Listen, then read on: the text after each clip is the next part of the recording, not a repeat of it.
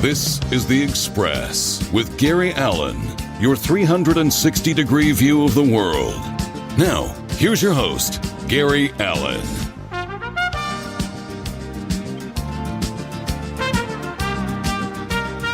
And good evening, everybody, and welcome to this edition of The Express. I got a great guest who will be on with us in just a couple of minutes. I know she's on hold, so we'll get right to it here in just a little bit. But I want to thank everybody for taking a few minutes out of your day to join us here. Gary Allen with you. Randy, I know you're listening in, and I thank you so much, along with everybody else, to take a few minutes out of your day to be with you. And it's great to be with you again. My guest tonight is an interesting person. Her name is CaDori Banks. Now, CaDori is someone who believes in helping other people. She loves helping others. She's a registered nurse by profession, but spends a tremendous amount of time giving back. CaDori is the founder of CaDori Helping Hands, a nonprofit charity to help people in need. She was at one time homeless, which we're going to talk to at the top front of this hour, and she lived in a shelter temporarily with her children and when they were very young. And so she understands firsthand what struggling and depending upon the good-hearted people of faith and her belief in God can do. In addition, CaDori's Helping Hands. CaDori also founded Dougie's Kids. This is named after her son. Dougie's Inc. is a charitable organization dedicated to helping and ensuring the well-being of children across America. So without further ado, let me introduce to you this lovely young lady, CaDori Banks. Welcome to The Express, CaDori, and thank you so much for joining us. Hi, thank you for having me. I'm happy to be here. Well, it's great to be here as well. Now, as I said here at the top, you at one time were homeless. We're not going to get into specifically what the reason was, but let me just, for the folks out there who don't understand the wide scope of this, and of course we always hear about it and see about it on television, that on any given night in this country, 643,067 people are experiencing homelessness in America. Of that, 238,000 plus are families. 25% suffer from mental illness, including schizophrenia, bipolar disorder, and depression. 17% are considered chronically homeless, which means that they're just plain homeless all the time. They never can find a place to sleep other than a piece of cardboard over a steel grate or underneath an I-95 or underneath an interstate. 13% are fleeing domestic violence. These are women who are living in shelters because they've been battered, or even husbands that have been battered by their wives, but there is domestic violence at home. And here's the biggest sin of all. Not that none of that prior to what I said isn't a sin. It is in this country. 12% are veterans. Now, you would think, CaDori, with the country that we are and with the kook we got sitting in the White House, that maybe veterans would be a priority for everybody, but they're not. But real quick, CaDori, what was the reasons for you to be homeless to begin with? Well, it was long before I became a registered nurse, and I had a job. I was working at an insurance company and lost the job, got laid off and didn't find employment soon enough, and bills got behind, and I ended up getting evicted. So I could have went and stayed with some family in another city, but a lot of times people are very judgmental. So I just figured, I won't be out of work that long. I always bounce back on my feet. So I just decided this time to just go to a shelter with my two daughters, and we were there for just a couple of weeks, but it was enough to make an impact on my life to see how people, live that had to depend on shelters and things like that more often than I had. So I just always remembered that. And then over the years, after I became a registered nurse, I decided I wanted to give back and help people that were in need, and, particularly the people that were homeless in some of the shelters. When I was growing up, my mother and father used to talk a lot about, boy, you better get an education because you don't want to be out on the streets. That was my father more than my mother. And my mother said, oh, you don't see that many people out on the streets. But my father, he said, yeah, well, it's coming. And he was so right. And I use the word disgrace, because I would imagine some of the people that were part of staying with you, even for a very brief period of time, and of course, since then, you've dealt with it through your Helping Hands program there in Houston. It's a shame of what happens, because a lot of times people are just one paycheck away from becoming homeless. And Absolutely. I've often attributed it to the low wages. They said, oh, with the new economic plans and the new tax brackets, it's going to put more money in the people's pockets, and the businesses are going to reap it in, and they're going to pass it on through salaries and everything else to the employees. And that's just a crock. They're buying back stock. They're putting money in the bank, and they're greedy, and they ask for more money. Every 3 or 4 months in Central Florida, Disney and Universal Studios are raising their prices for people to go to the parks, but they're not raising the salaries and the pay, hourly salaries for the people who work there. These employees have to go out on strike, and to me, it's just a sin. And as a veteran, it's even a bigger sin. Now, look, I understand, as much as I get outraged at this, and I'm sure you do too, and a lot of people do, there are always going to be, and it's unfortunate, there's always going to be people that are homeless due to mental disease, due to some sort of schizophrenia or bipolar disorder or depression. It's always going to exist. It's existed since the beginning of time. But talk about some of the people you met while you were homeless, and some of the people that you've met since, and some of the trials and tribulations that they've been through that makes you want to get out there and work even harder? Well, at the time that I was going through it, it was a little over 20 years ago, there was a lot of women in the shelter that I was in. They had one shelter for families, but this particular one was for women. And some of them were from abusive situations where they just left. Some of them had good lives before that, but because of the abuse, they wanted to be in a safe place. So they just took their children and literally left with the clothes on their backs. So you had that happening. You did have some people that had been on drugs or alcohol because of whatever happened to them in their life that made them, depressed and down and out, and they ended up in there. And then you also had people that had jobs that were there. I would say half of the people that were there were still working, but they were making such low wages they couldn't afford to have a place to stay because they had children, and daycare was so expensive even back then, but it's completely outrageous now. Right. You literally have to make so much money now just to put one kid in daycare. So if you got 2 or 3 and you're a single parent, it's almost impossible to work unless you're making a ton of money, which most people aren't. And some of these people do have trades and degrees, but because of how expensive it is to, live in a home or live in an apartment and in a daycare, it really, you're literally 1 or 2 paychecks away from being homeless, average person, I think. And with me going out even in recent years, last year, looking around before and after hurricane, people are in need all the time because the jobs simply don't pay enough money. And some of these are skilled jobs and some are unskilled. If you have 1 or 2 kids, it's very challenging. It's very challenging. So people need basic things all the time. We're talking to CaDori Banks, the author of, I forgot to mention earlier, Women Put Yourselves First and Be Happier, a powerful inspirational book for women and girls. And we're going to get to that in a little while. But I wanted to talk about this homeless situation because I don't care what city you go into, CaDori, whether it be Houston or here in Cocoa Beach where I live, or Miami Beach or New York City or wherever, homelessness is always around. One of the things that as I was getting into my little soapbox there for a little bit, was about the greed of businesses. They charge a lot for their products, yet they don't funnel it back to the employees. If employees were really getting paid what they should be getting paid, even just the worker at a fast food restaurant, things would be a heck of a lot better. But they always say, oh, if we do that, then we have to lay off. That's because the board of directors and the stockholders are so greedy. I mean, I will be perfectly honest with you. I was watching something the other day, yesterday, as a matter of fact. It was one of these entertainment shows, and they were talking about some of these rappers and their girlfriends and what they spend. Who is it? Not Kim Kardashian, but, it's one of the Kardashian girls. She spends $15,000 a month, $15,000 a month on nails.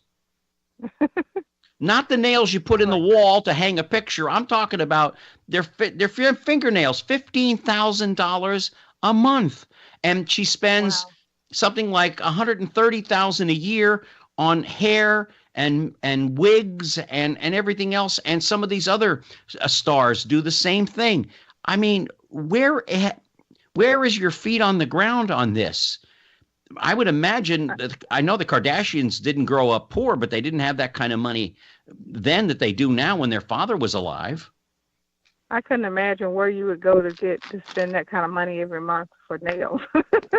Well, Even I if mean, you were getting them done every 2 days, I don't know where that number comes from. It's crazy. well, it's amazing. Here, I'll give you a story, a quick one. When I was living in Chicago, my wife and I were walking down Michigan Avenue, which we lived on. We did quite well, but we also believed in giving back. There was a woman with her baby freezing in the cold. Freezing. Three Wow. women walked by with fur coats on, and I don't know. I mean, I got a big mouth, as my producer EW will tell you, or anybody else that knows me. And I don't know what possessed me to do this, but I said, hey, and my wife and I gave what little money we had, and my wife went around the corner and got some coffee and some hot cocoa for the little baby, and my wife knew of a shelter not far away and took her to the shelter. In the meantime, my big mouth, I'm saying, hey, how about you ladies? You got mink coats on. Why don't you donate a few dollars? Go to your ATM, take out a 20 or a 50. It's not going to hurt you. You got your mink coats on. They looked around at me and one said, mind your own business. We have ours. Go get yours. Wow. Amazing. Yeah, some people are they're out of touch, and they can't relate to the other person, and they don't want to relate. So No. I mean, it's unfortunate, but a lot of people are like that, and I hate it because you're not going to be blessed as much as you could be blessed, because one day you're going to be in need of somebody for something, and you never know what you're going to need, or even if not you, maybe your family or your kids or something. So it's really crazy, but with me being in healthcare, I see it all the time. I've taken care of people that are millionaire, billionaires, all the way down to people that didn't have anything, that were homeless. And at the end of the day, you're all people, you're all human beings. And when you're sick or you're on your deathbed, it doesn't matter about money. No, you So can't take it with you. I've seen that. Yeah, absolutely. We're talking to CaDori Banks here on the Express. Gary Allen with you. She's the author of this wonderful book, Women Put Yourselves First and Be Happier, a powerful, inspirational book for women and girls. And we're going to get to that. And it's not just for women and girls. It's for everybody. When you read the book, folks, it's really common sense. When you think about it, success, CaDori, is only a tiny bit of effort away. Exactly. Absolutely. I mean, you don't have to. I mean, I'll be perfectly honest with you. I was saying to my friend John Harper, who owns the radio station where I've been working at, I said, the Peter Principle really does rise. I've talked to a lot of people in the last couple of weeks, but one in particular today, that she's in HR for a company, and the Peter Principle, you rise to your own level of incompetence. She had the personality of cardboard. I mean, it was just unbelievable. I mean, it's just unbelievable. This woman was like, okay, fine. I'm sorry you got that information. And I'm like, okay, fine. CaDori, you were only homeless for 3 weeks, but talk about that in the sense, and talk about some of the people that you were with in the shelter. What kind of an everlasting feeling does that leave you with? And what were the people that you were with felt like, and I hate to use this term because it's not true, did they feel like they were losers, or did they just feel like, hey, something hit me and I had some bad luck and I'm going to get out of this? Overall, the people felt a sense of hopelessness.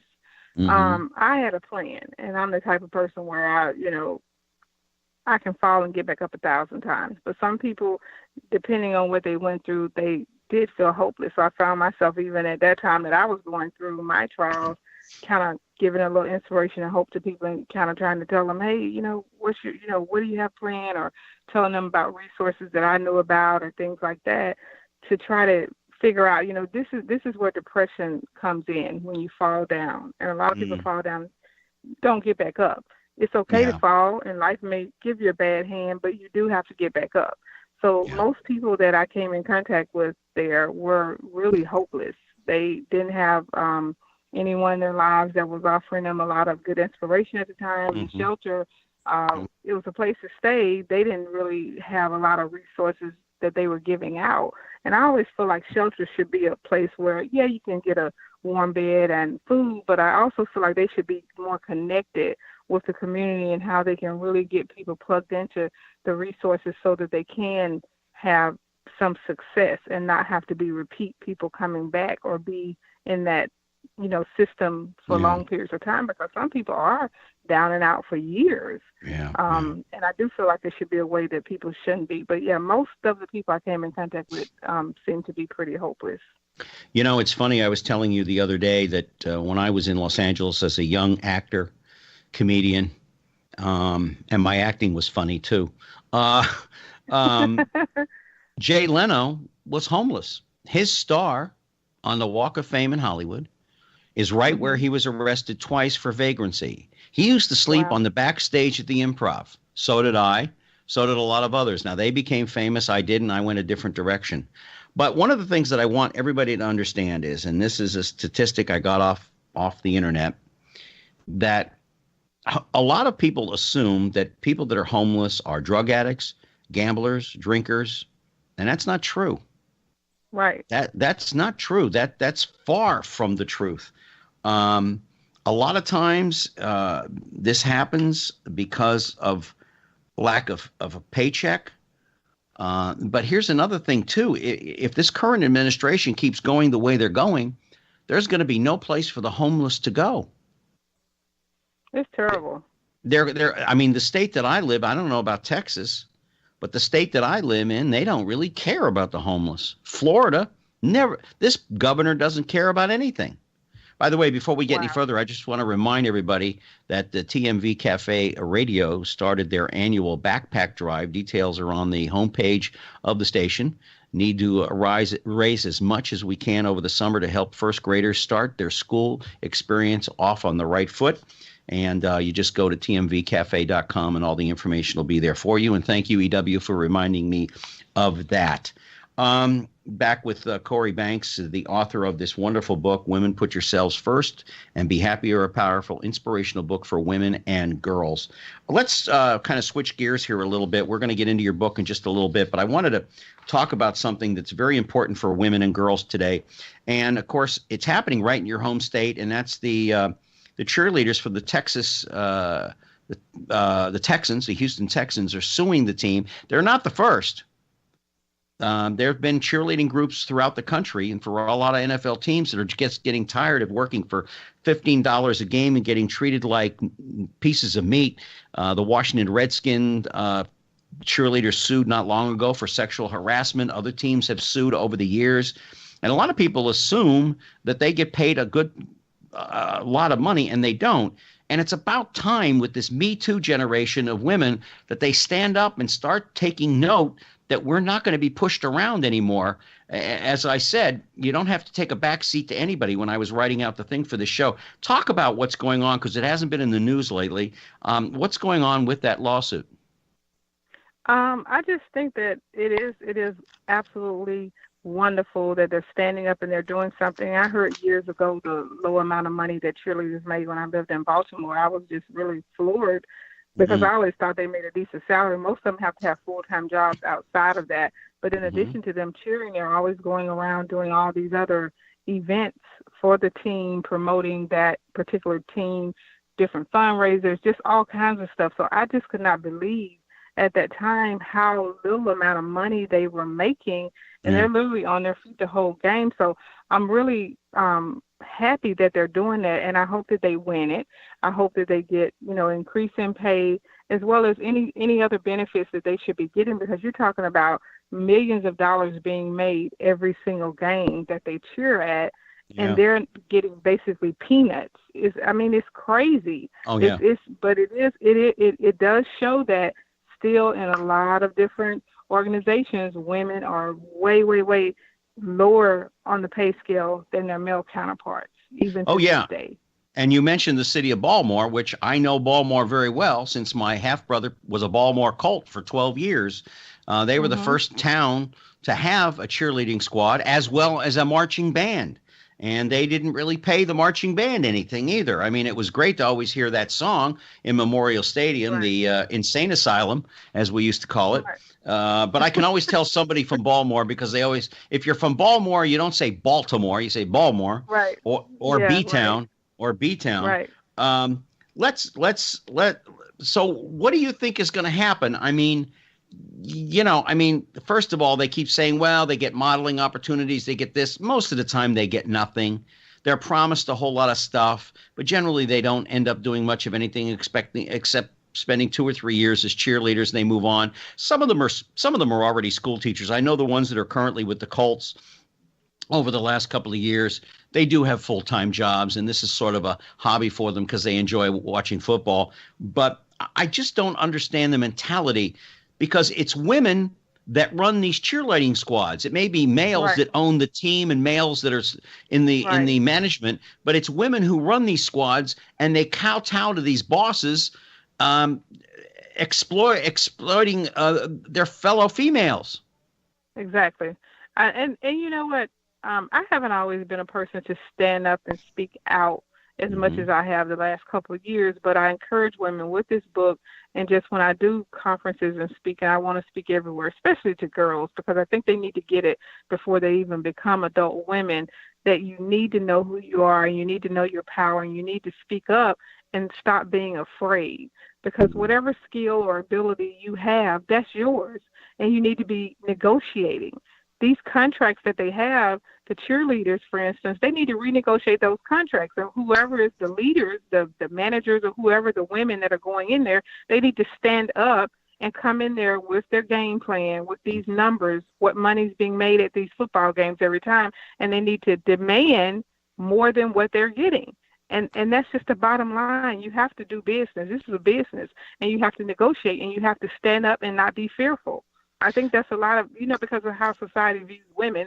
You're always the one that, the man needs to speak out. That's how I was raised, oh, do this, do that. In our household, my mom made food. She always took my dad his plate. He didn't know how to boil an egg. Of course, when I got married, I made sure I married somebody that knew how to cook, because I'm not doing all that.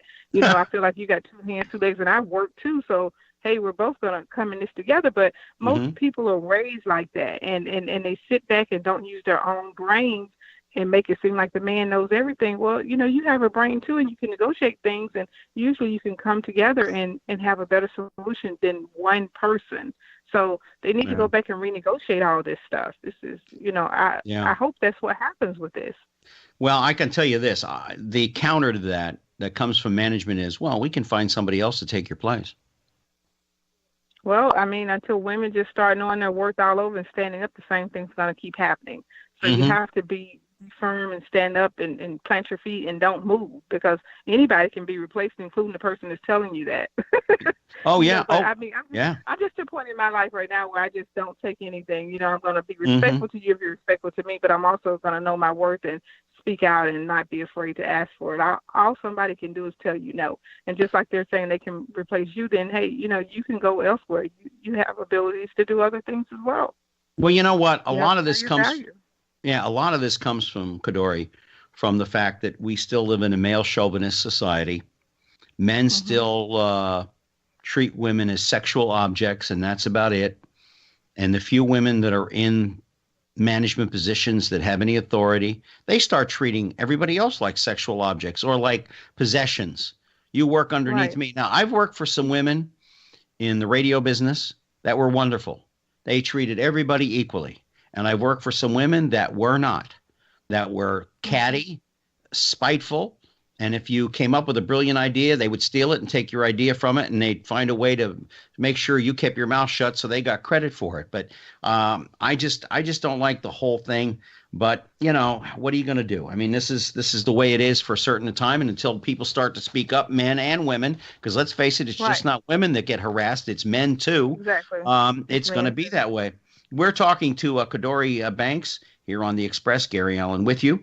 She has this wonderful book out, which we're now going to start talking about. Women, Put Yourselves First and Be Happier, a powerful, inspirational book for women and girls. I just want to read this little quote here that you have in the book. This is an inspirational book for women and girls, but anyone is welcome to read it. I know that by teaching women and girls to put themselves first and take care of themselves first, then we are teaching everyone to do the same as women give birth and are the natural nurturers and teachers anyway, which is very, very, very true. And this one I want to also read because this comes from you. You owe no one anything but respect. No one owes you anything but respect. Stop being spent on everyone but yourself, and stop looking for happiness to be supplied by anyone other than yourself. Be blessed and be happy. And oh, how so true that is. I remember my grandmother and my mother telling me growing up, if you can learn to be happy with yourself, you'll be happy with others. Exactly. It's internal, and it has nothing to do with money.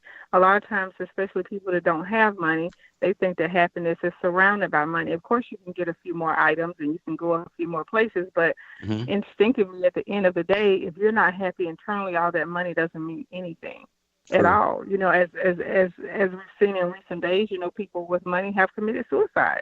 Obviously, they were hurting inside. Something happened to make them feel that it just wasn't any way out but that. And they were wealthy people, and you've seen it before. So it has nothing to do with money and material possessions. It has to do with you internally, how you feel about yourself. And I really want to get to girls, teenage girls. You know, don't start out trying to start dating all these people and running behind people and giving yourself to this person and being at this event and trying to please people. These are the times you need to be pouring into yourself, trying to figure out who you are. And when you get out of high school, go to college, travel. Do things to know who you are. Don't start getting married and having kids early and all those things, because that's how you end up not knowing who you are. And what I found that made me write the book was most women, when they end up getting to their mid to upper 30s, now they want to figure out who they are and do things for themselves. You pretty much raise your kids up. You've done for everybody else, these organizations, and now you want to do for yourself. That's why the divorce rate goes up, because now you want to really do for yourself and pour into yourself. And it should really be the opposite way around, that we should start out younger, loving ourselves and doing for ourselves, and you're going to attract the same type of person, as opposed to, well, I need a husband. I need these people to do this and do that. And then in the end, you see that you didn't need all that. You needed yourself to love yourself the most, and then you have more to give other people.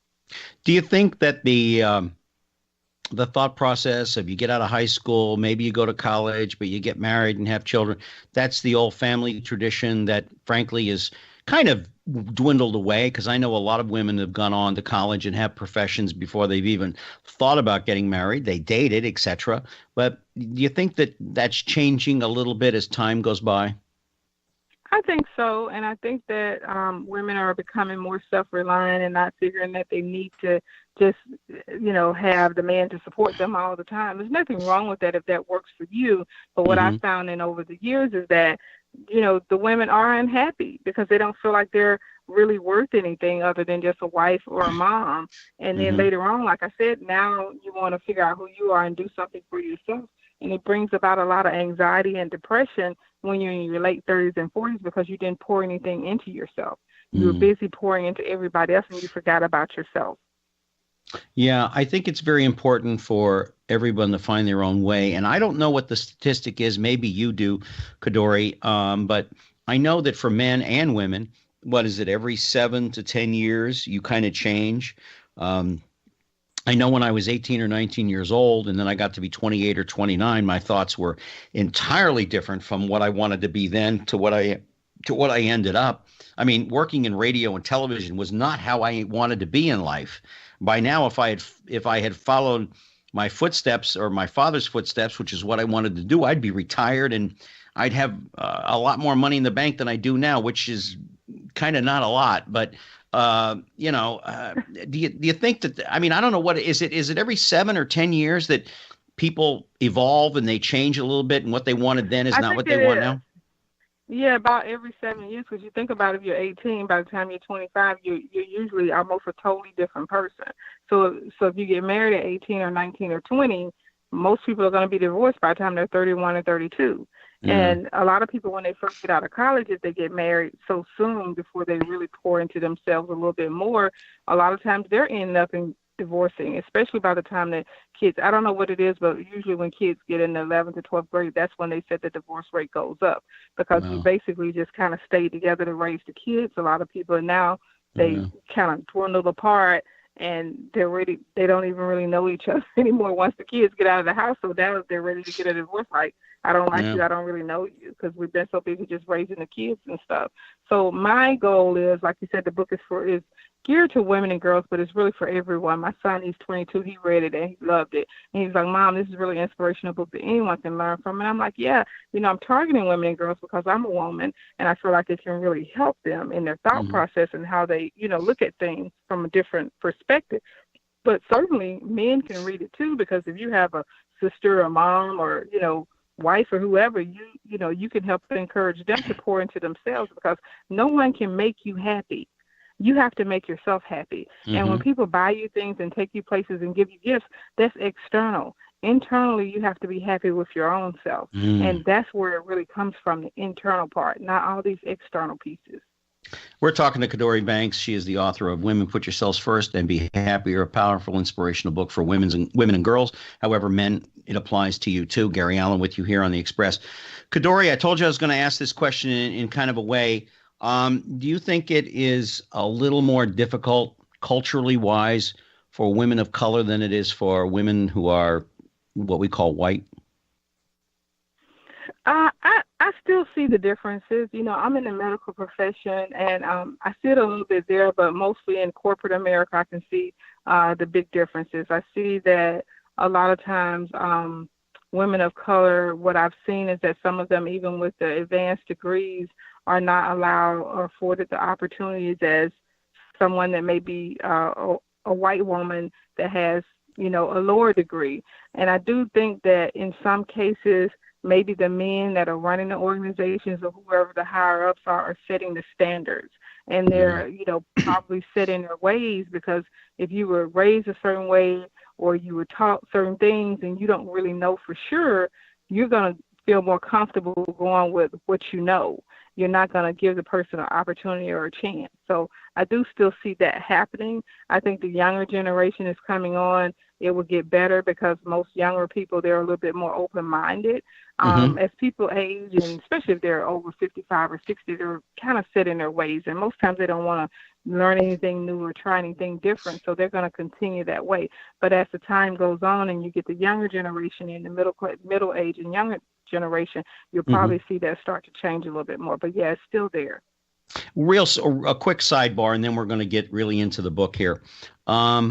I used to hear that the burnout rate for nurses is quite high. Is that still true? In some departments, I know in the emergency room, I used to be an emergency nurse for a few years. That burnout is really high, as well as ICU, and I think it's because you see so much. Mm-hmm. And after a while, it starts to wear on you, because you're literally bringing people back from the grave, or they're like 1 foot in the banana peel, 1 foot in the grave. So every night is really challenging. You don't have as many nurses to work with because there's a nursing shortage still to this day in a lot of areas. So you just work so hard the whole shift, and you see a lot of stuff, and I think that's what causes it. Mm. All right, let's get on with this wonderful book that you've written. It's not a very deep book. It's about less than 100 pages, but boy, it is extremely profound.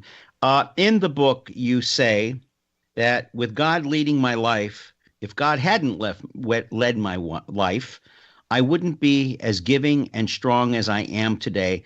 How important growing up and right this very second is your faith, and how has your journey been with the Lord? My faith is very strong. I grew up in a large family. I'm one of 13 siblings. We were very poor. Half the time we didn't have all the food we needed to eat and basic necessities. So, I learned on early in life to be, of strong faith and strong will. So that's why I've been able to get through a lot of challenges in my life, even to this day. We just had a hurricane here last fall, and I had a little bit of damage to my house. It wasn't really bad, but I had to make some adjustments in my life, because if you ever go through anything like that, it can make you depressed, especially when you start losing some of your material possessions, things you rely on. But at the end of the day, you still have your life, your health, and your strength, and you're still able to get up and make plans and do things. So faith has been very, very important all my life, ever since I was a child. Yeah, I went through Hurricane Andrew. I've been through typhoons, earthquakes, you name it. So I understand that completely. Do you think if people had a little more faith, not only within themselves, but if they look to the Lord for some of their answers, and it's there might be a little less problems with alcoholism and drug addiction, and maybe a little more success in the world? And I'm just throwing that out. I do, because, when you use the alcohol and the drugs, that's temporary. Once that wears off, you're back to square one. Mm-hmm. I mean, I know it sounds funny, but it's crazy, and I've had to take care of a lot of drug addicts over the years, especially when I was in Baltimore. They be, the methadone and all that stuff, we have to give it to them because they were on heroin and all this other stuff. And I'm like, this is just a cycle. But whatever problem, whatever got you to this point where you're on the drugs and alcohol, that's not going away, because you're not dealing with that issue. You're just putting a Band-Aid over it. And then it's almost like keep ripping the Band-Aid off, because once you're high or whatever wears off, the problem's still there. So if you do have faith and you sit down and make some plans and actually start doing some action, you can kind of resolve some of the things that have happened, or at least come to a place of peace with it if it's something you can't change, and accept it and then move on. But faith is you need to have the faith, because you only got one life, so you're throwing it away on drugs and alcohol. You never get to where you really need to be. Yeah, that's for sure. Your first chapter, and we're going to skip around on some of these chapters, but the chapters kind of talk about themselves, is stop making excuses. And my notes to myself is pretty much the same. I think a lot of the reasons why people don't become a success, and you talk about it in chapter 1, is that they do make excuses for themselves. They allow their friends, their families, and even themselves to come up with every excuse in the world not to even make a step forward. Therefore, they're never going to get where they want to be if you keep making excuses. You got to dive into the deep end and see how you're going to swim. That's been my philosophy. It absolutely is imperative that you throw the excuses out of the window, because you can find an excuse for literally anything you want to find an excuse for. So once you make your mind up to do something, you just have to make your plans and just stick to it. And it doesn't mean it's going to be easy as cake, but you need to be ready for the challenges to come along. But you have to stay focused on whatever that goal may be. But the excuses have to go out of the window, or you'll never make it. Yeah, I think people don't want to work that hard. Many see obstacles.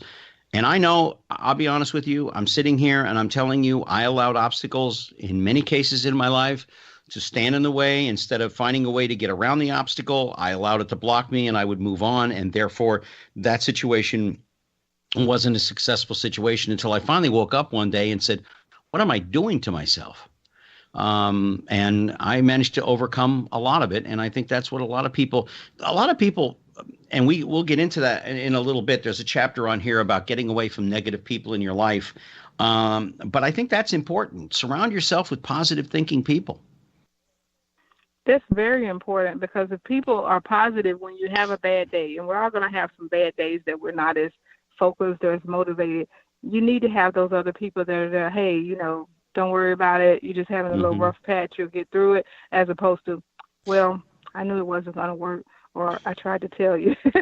So you have to be aware. You have to be truthful. And it is a painful journey to any success. You are going to have to leave some people behind. You're going to have to distance yourself from some people, and you're going to have to cut some people off. That's just it. So if you want to be in a comfort zone, you're not going to get to where you need to be. So you're going to be uncomfortable doing that for a minute, but after a while, it becomes easier, because you can focus more on what you're doing, and you can have the handful of people around you that's going to be motivating you, and you're motivating them. But if negative people are in your ear, you're not going to get to where you're going to go, because you're going to give up one, you're going to win trying to get there, or they're going to win being negative. And most times, if they're close to you, they're going to pull you down before you can lift them up. It's easier for people to pull you down than for you to lift people up. That's just a gravity situation in life. So you have to distance yourself or cut those negative people off. You say that you begin every day with a prayer. Is that something? I go to bed every night. I say a prayer, and in the morning I just say, God, give me the strength to get through this day. Because let's face it, I was raised by Polish people, CaDori, so I'm not the brightest bulb on the Christmas tree. That's for sure. But you're just fine. Well, I mean, I mean, yeah, that's another thing you talk about in here. You don't have all the answers in this book, but just common sense and life Right. experiences will teach you some of the things you do. And if you really listen with intensity to the right people, you can't go wrong. You can't go wrong because I you mean, don't you always have could, to but touch the hot stove to know it's going to burn you.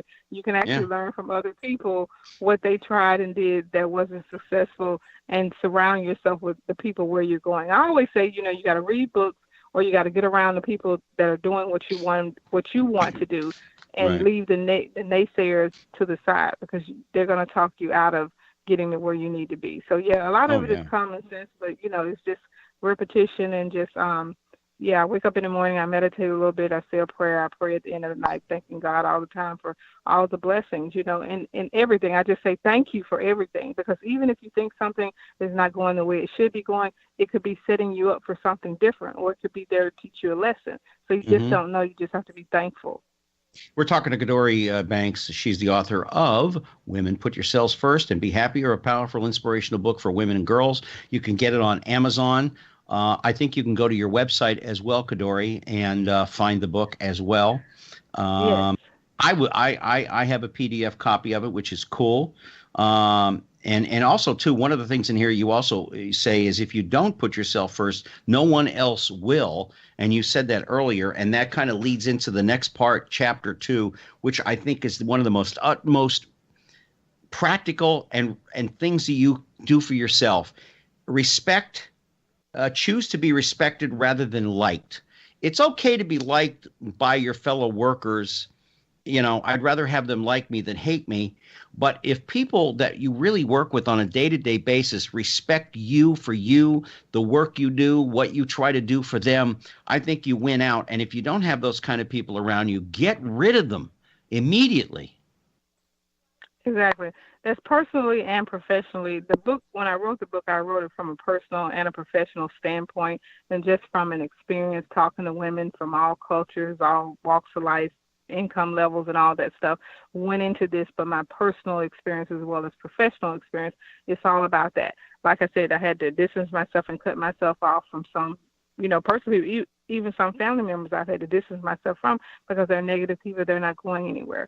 So you have to be willing to do that, and it is a challenge, especially if you're a nice person, but you have to choose to be respected rather than liked. And when you're always trying to be there for everybody and doing all these things instead of thinking about what you really want to do, just yes, being a yes person is horrible. You have to learn to love the word no, and you have to learn to use the word no, because that's what's going to bring you the respect. Saying yes is just going to let people run all over you and back over you every time almost, because they're unappreciative of your time and your value. That's why. So you have to be respected rather than liked. And, the respect means so much more. It carries so much more weight in the long run than like, because that like will waver. Somebody may like you today, by tomorrow they may not like you for something. But if they respect you, that's going to be the best thing for you. Yes. And, you don't even have to get to know that person very well to have respect for them. I know I told Nicole, who is your agent, Nicole and I are very good friends. My mother spent the last 2.5 months of her life in a hospice down in Florida, down in South Florida. And I didn't know these people, but I have the utmost respect for them for what they do. I mean, they give them themselves. I couldn't do that. I mean, I love animals. I have 2 cats, and one of them, Princess, is sitting right next to me, as she does all the time while I'm on the show. Yeah. But if I had to take care of a lot of animals and stuff, I couldn't. It would break my heart to have to put an animal down or something. But when it comes to respect, you don't always have to know that person 100% to say, I respect that person. I understand where they're coming from. I would imagine people who find out your story respect you even more than they ever would have before if they had never heard that you were homeless, even though it was for a short period of time. But still, you were homeless. You're helping others. That has to bring about a lot of people. But then again, there's probably people who resent you because they can't give. They don't understand the position of giving, and they'll resent you regardless. Well, yeah, they do. And, because of where I am now, it doesn't bother me one bit. 5 years ago, it would tear me up because I'm like, oh, why don't they like me? Why don't, I've done all this. But now I Mhm. don't give a flip about it because I'm like, I know me and I know who I am. So it doesn't matter what people say. When you know yourself and you love yourself, it doesn't matter. It won't shake you one bit because, that's just that person's opinion. They're Right. certainly entitled to their opinion, but it doesn't make it true. So you can't believe that stuff. But yeah, people that I work with that, they respect me anyway because of the type of person and the quality of work I do. But yeah, once they heard my story and saw that I wrote a book and heard a little bit about my life, yeah, they respected me even more. And there's a couple of people that were kind of envious because Yeah. they don't know how to talk, or maybe they don't want to share their life story. They don't have to, but they're probably upset that they can't do it or won't do it, and then you're doing it, and now they're mad. Yeah. Oh well. I will tell you that I have never been to one of my high school reunions, and I've been out of high school since 1970. Me I've either. never, I have never gone to a high school reunion. I didn't even like the kids I went to high school with at Hollywood Hills High School in Hollywood, Florida. Didn't like them at all. Well, no, I had friends, but for the most part, they treated me badly. I was kind of not a Mhm. nerd, but I was an outsider. I wasn't on the inside. I wasn't really an athlete or any of that. And then, Right. lo and behold, they find out I'm on TV doing Hill Street Blues. I'm doing this show. I'm doing that. I'm in this. I'm on this. Bada bing, bada boom.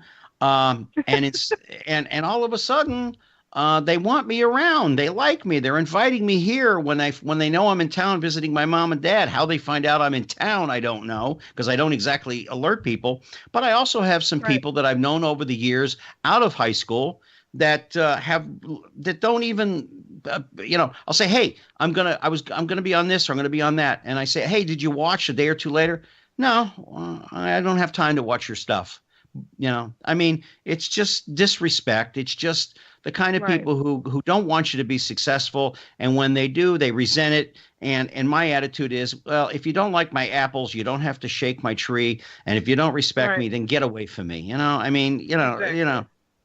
why have people who will have problematic problems in your life? We're talking to CaDori Banks. She is the author of Women Put Yourselves First and Be Happier, a powerful inspirational book for women and girls, but it really applies to everybody in the world. You're on the Express here with Gary Allen, and I really appreciate everybody taking some time out for that. But here's something that's really important that I found. I don't know, we got about 10 minutes left in the program. Do things that you like without feeling guilty or ashamed. Do people really go through life doing things and feeling ashamed about doing them because they're sort of self-centered? I want to go get that gallon of ice cream or listen to music or go off to the lake somewhere and be by myself. Do people really still feel in this day and age that stealing a few minutes for yourself is something of guilt? I think so, and I know for a fact a lot of women, especially moms, do. I did when I was raising my kids, and I heard women tell me that, even to this day, if they go in a department store, for instance, and go to buy themselves something before the children, they feel bad about it because they feel like they always need to be doing something for their kids, or you're going to be a bad mom. If I go over here and, get my nails done or do something for myself here and there, I should be doing something for the kids. Or if I get it done, I feel kind of bad because maybe I should have took this and did something else. So it just comes from all of that, not having a lot of self-worth feeling about yourself and feeling like you shouldn't be putting into yourself when in fact it's the total opposite. When you Mm-hmm. fill your cup up, you actually have more to pour into other people. But when you keep pouring into other people and your cup is empty, a lot of times people won't even pour into you, even if it's your family, because Yeah. you're not valuing yourself. It's a primary rule that self-preservation is the first act. You have to preserve and do for yourself first, and then start Mm-hmm. doing for others. Because if you don't do for yourself, who's going to do that? Yeah. Nobody. Nobody's going to know inside how you're feeling inside and how you're not doing for yourself. And that goes for mental health as well. I think that Mm-hmm. they need to put more into mental health. They need to talk about it more before somebody either commits suicide or shoots up a school, because mental health is very important. If these people that are feeling these ways would go get some help. I'm not saying it will solve it 100%, but at least you're addressing those issues so that it doesn't become a bigger problem for yourself or for the rest of us in society. When people shoot up schools, that's everybody's problem. Yeah. Sometimes they shoot people they don't even know. And it's all because they had a problem inside that they Mm-hmm. didn't take care of or they didn't address. Now it's everybody else's problem. Yes. So you have to And take care of yourself no. first. Oh, yeah. I mean, I think I love to just go off. People here locally that hear me on the radio or know that I was a stand-up comic for years, and I answer the phone and I go, hello, and they go, Gary, is that you? And they expect me to be on, all the time, and I do enjoy being on from time to time. If I'm out with friends, I'm at a party, I can be the life of the party. I can also be a wallflower, to be honest with you, and stand against the wall somewhere. If there are beautiful women in the room, I'm as shy as it gets. And Oh yet my gosh. I've been surrounded by some of the most beautiful women in the world in show business and in celebrities, etc. And I can be really shy because I'm not exactly Mr. Good Looking, so it's like I'm not the kind that these women go for, and I don't have the kind of money that they like either. But I think I think feeling guilty if I go off and listen to some classical music, or if I go off to a movie on a Wednesday afternoon to watch a movie by myself, or I'm home by myself watching I get invited to watch football games, and I like to sit home and watch them myself because I want the peace Mhm. and quiet. As I've gotten Right. older, CaDori, I love the sound of silence. Yeah. Yeah. Your time to yourself is so important. I talk about that in the book, how you need time for yourself. You Hmm. need time for your significant other or spouse. You need time for your family. All of these relationships are very important, but you definitely need time for yourself. Everybody does. That's so important. And as you get older, you do value that time more to yourself. Yeah, It's we're important. talk we're talking to CaDori Banks. You can get this book on Amazon. Women Put Yourselves First and Be Happier. A powerful inspirational book for women and girls. I'm just going to give you some of the other names of the other chapters. Spending time with yourself. Go where you are celebrated, not just tolerated. But the last chapter I want to talk about before we get to the final questions of the day are something that my grandfather used to put on me, and that was, you are who you say you are. Talk about that.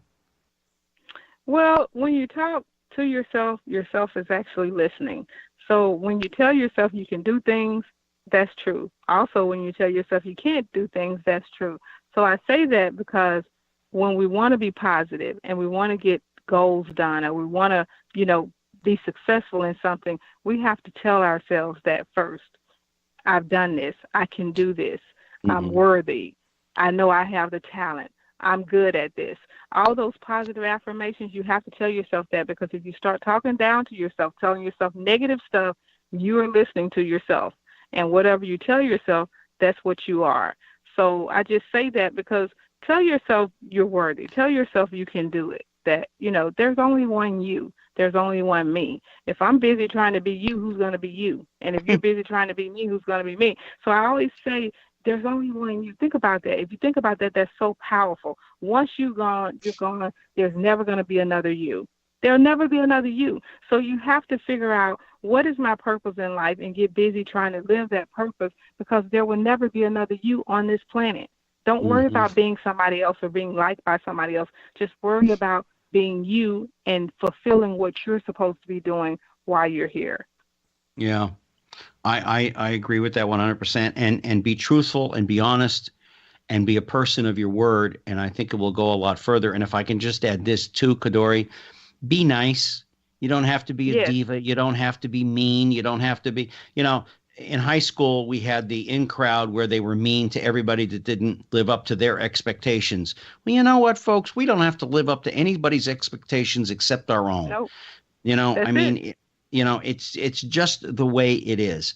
CaDori, with the couple of minutes that we have left, number one, I want to thank you so much for coming on board, and it's been fascinating to have you on board. What do you want people to take away from this book? Not just women and girls, women of color or not, men of color or not. What do you want people to take away from this book, first and foremost? I just really want people to realize that it's only one you. That's number one. So get busy trying to figure out who you are and live your best life that you can live.